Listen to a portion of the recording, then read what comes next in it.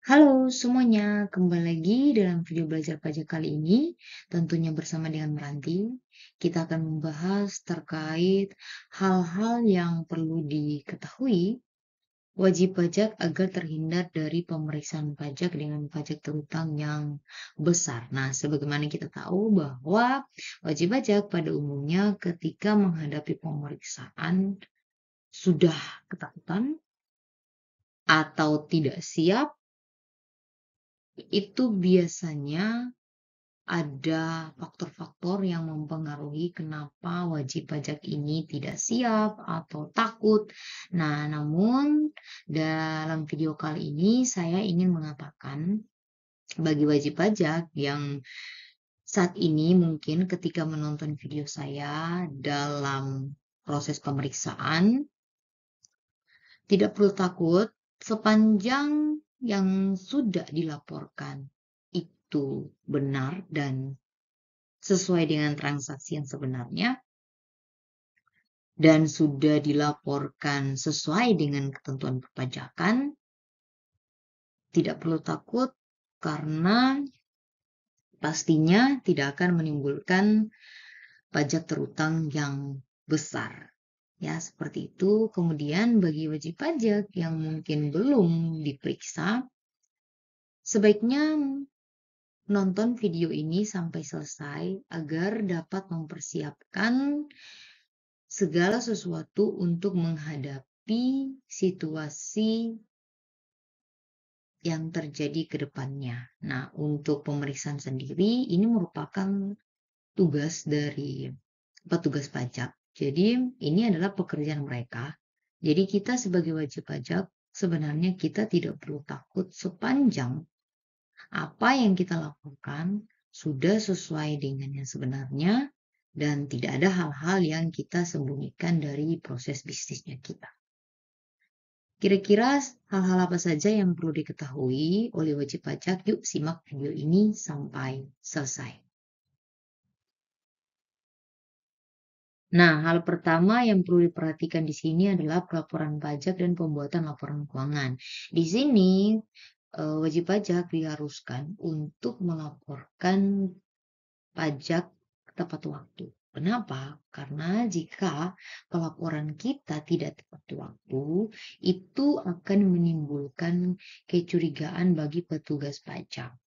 Seperti apakah administrasi kita tidak rapi sehingga menghambat dalam proses pelaporan pajak tepat waktu, seperti itu. Jadi perlu diperhatikan. Kemudian yang kedua adalah dalam pelaporan pajaknya kita, pastikan tidak terlalu banyak melakukan pembetulan, baik itu SPT masa maupun SPT tahunan.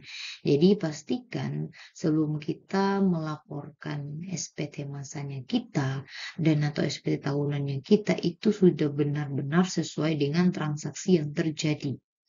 Ya, untuk menghindari pembetulan-pembetulan dan pastikan juga ketelitian kita dalam membuat SPT masa dan SPT tahunan. Pastikan setiap transaksi yang merupakan objek pajak sudah direkap semuanya atau sudah dirangkum semuanya untuk dapat dilaporkan baik SPT masa maupun SPT tahunan. Kenapa? Agar tidak terlalu banyak melakukan pembetulan. Karena ketika kita tidak teliti, maka pasti kita harus atau wajib melakukan pembetulan jika ada beberapa transaksi atau misalnya satu transaksi saja yang merupakan objek pajak tetapi kita lupa melakukan pemotongan, maka pasti diwajibkan untuk membuat pembetulan, ya seperti itu. Kemudian di sini juga perlu diperhatikan untuk administrasi perpajakannya kita itu harus rapi, maksimal 5 tahun mengikuti daluarsa pajak ya. Jadi pastikan dokumen-dokumen transaksinya kita, dokumen-dokumen perpajakannya kita, pastikan tersimpan rapi. Kenapa? Karena ketika kita diperiksa, itu biasanya diperiksa bukan tahun kemarin atau misalnya ini tahun 2023 yang diperiksa tahun 2022. Biasanya yang diperiksa itu 3 tahun lalu, bisa juga 4 tahun lalu, seperti itu. Nah, jika kita tidak melakukan arsip atau administrasi perpajakan yang kita secara rapi, maka ketika ditanya oleh petugas pajak, misalnya ada masalah-masalah perpajakan, biasanya kan sebelum dilakukan pemeriksaan, itu kita akan dikirimi surat ya, yang biasanya kita kenal dengan SP2DK. Nah, di situ kita diminta untuk memberikan penjelasan atas beberapa hal yang ditanyakan. Nah, jika kita tidak mampu atau tidak dapat menjelaskannya dengan baik, didukung dengan dokumen-dokumen transaksinya kita, maka akan menjadi alasan bagi petugas pajak untuk melakukan pemeriksaan secara menyeluruh atau lebih dalam lagi. Jadi bisa digali lebih dalam lagi apakah ini benar atau tidak benar yang dilaporkan. Seperti itu. Jadi pastikan untuk administrasi dokumen-dokumen transaksi itu harus rapi. Jadi kata sederhananya, pastikan setiap dokumen-dokumen yang menjadi dasar kita dalam melakukan pelaporan pajak dan pembuatan laporan keuangannya kita itu ada dan rapi tersimpan seperti itu. Kemudian selanjutnya adalah pembukuan menggunakan sistem akuntansi. Nah, ini juga membantu kita atau membantu wajib pajak untuk membackup data-data yang lebih dari 1 tahun. Jadi ketika misalnya hard copy-nya atau fisiknya hilang, atau misalnya ya dijauhkan ya, misalnya kena bencana atau apa, nah kita ada sistem akuntansi yang dapat kita akses, baik secara online maupun offline seperti itu. Jadi mempermudah kita untuk menjawab setiap pertanyaan-pertanyaan atau setiap isi surat dari SP2DK. Kemudian yang terakhir di sini adalah pembuatan atau ya pembuatan pembukuannya kita atau pembuatan laporan keuangannya kita itu sebaiknya atau memang ini harus ya diharuskan dibuat sesuai dengan transaksi sebenarnya. Jadi karena sekarang perpajakan Indonesia itu sudah lebih transparan, tidak sama seperti dulu lagi, jadi pendapat saya dalam video ini sebaiknya dilakukan sesuai dengan transaksi yang sebenarnya. Kenapa? Ini mempermudah atau tidak mempersulit Anda atau wajib pajak ketika menghadapi pemeriksaan. Kenapa? Karena yang dilaporkan dan yang disampaikan ke KPP melalui SPT massa maupun SPT tahunan itu sudah sesuai dengan transaksi bisnis kita yang sebenarnya seperti itu. Ya. Selanjutnya, hal kedua yang perlu diperhatikan adalah keluar masuk uang. Jadi pastikan tidak menggunakan rekening pribadi untuk kebutuhan perusahaan Anda. Kemudian tidak menggunakan rekening perusahaan untuk keperluan pribadi. Ya, seperti itu. Jadi poin 1 dan poin 2 kurang lebih sama.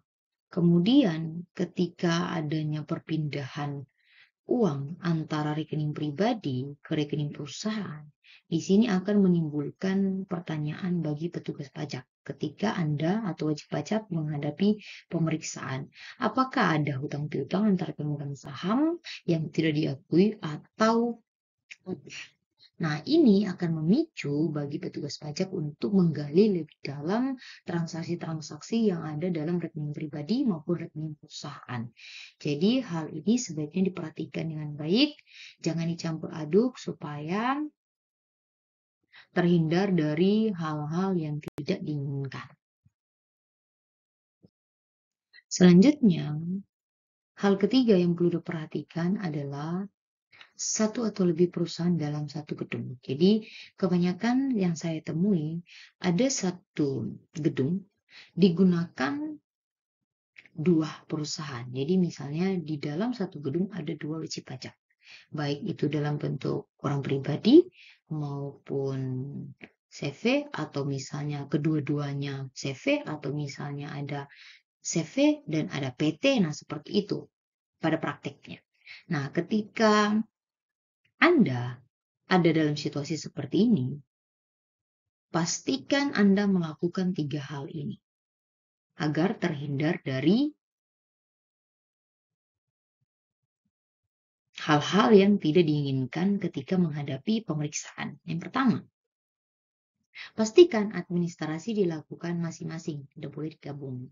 Jadi jika dalam satu gedung itu ada CV dan PT, maka masing-masing jalan.